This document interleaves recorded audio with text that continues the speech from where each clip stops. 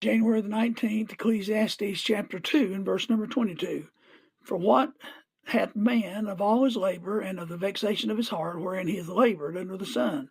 For all his days are sorrows, and his travail grief. Yea, his heart taketh not rest in the night. This is also vanity. I stood and watched my neighbor's dog as he ran in the circles chasing his tail. He went one way and then turned and went another, and finally he stopped and sat down and looked around and went on his way. I thought to myself how silly that was, even though I had seen it hundreds of times before.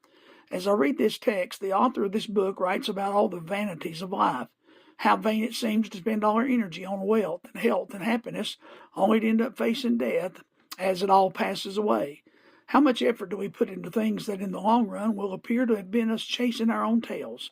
No reason, no value, no eternal purpose, just energy spent chasing that which in the end is not what we really are searching for.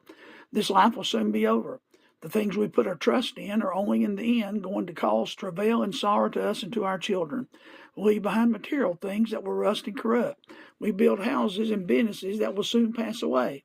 We stay awake worrying over how to maintain all we are responsible for, and then so soon we leave it all behind.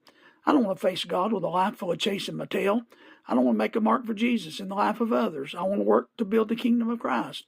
I want to grow and go for God and not just go in circles after nothing more than chasing my tail. How the devil must laugh at us spending our energy, wasting our health, neglecting our families, and drifting away from God while we try to build a kingdom of temporary value that in the scope of things never brings true happiness. Only Christ can satisfy your soul.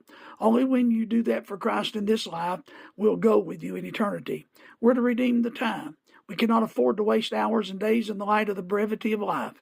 Life is not vain if that life is built upon pleasing God.